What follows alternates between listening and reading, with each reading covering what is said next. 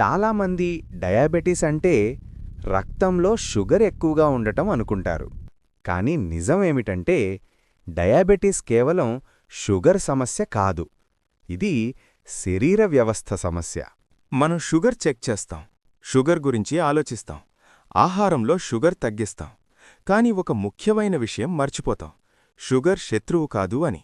షుగర్ను సరిగ్గా ఉపయోగించలేకపోవడమే నిజమైన సమస్య. అదే ఇన్సులిన్ రెసిస్టెన్స్. మన శరీరంలోని సెల్లలను గదుల్లా ఊహించండి. షుగర్ ఆ గదిలోకి వెళితేనే శక్తి వస్తుంది. ఆ గది తలుపు తెరవాలంటే ఒక తాళపు చెవి కావాలి. ఆ తాళపు చెవి పేరు ఇన్సులిన్. ఆరోగ్యంగా ఉన్నప్పుడు ఇన్సులిన్ తలుపు తెరుస్తుంది. షుగర్ సెల్లులోకి వెళుతుంది. రక్తంలో షుగర్ సాధారణంగా ఉంటుంది. ఇప్పుడు జాగ్రత్తగా వినండి. డయాబెటీస్లో సెల్ మీద ఉన్న తాళం పాడవుతుంది. ఇన్సులిన్ ఉన్నా సెల్ స్పందించదు. ఈ పరిస్థితినే ఇన్సులిన్ రెసిస్టెన్స్ అంటారు. షుగర్ సెల్లోకి సరిగ్గా వెళ్లదు. అందుకే రక్తంలోనే ఎక్కువగా ఉంటుంది. కాలక్రమంలో ఈ అధిక షుగర్ రక్తనాళాలు, నరాలు, కళ్ళు, కిడ్నీలు మరియు ఇతర అవయవాల్లోకి చేరుతుంది.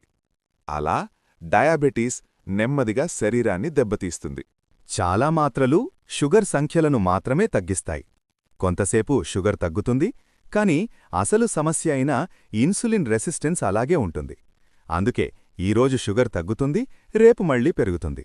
అందుకే చాలామంది ఇలా అంటారు: డైట్ పాటిస్తున్నాను, మందులు వాడుతున్నాను, అయినా షుగర్ నిలకడగా లేదు. ఇన్సులిన్ రెసిస్టెన్స్ తగ్గే వరకు డయాబెటీస్ మళ్ళీ మళ్ళీ వస్తూనే ఉంటుంది. డయాబెటీస్ అంటే కేవలం షుగర్ ఎక్కువ కావడం కాదు.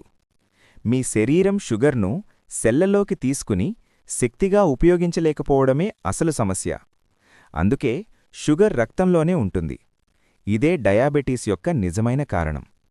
తరువాతి వీడియోలో డయాబెటీస్ మరియు బరువు పెరగడం ఎలా సంబంధం కలిగి ఉన్నాయో చూస్తాం. Subscribe to Dr. Ram Wisdom Academy.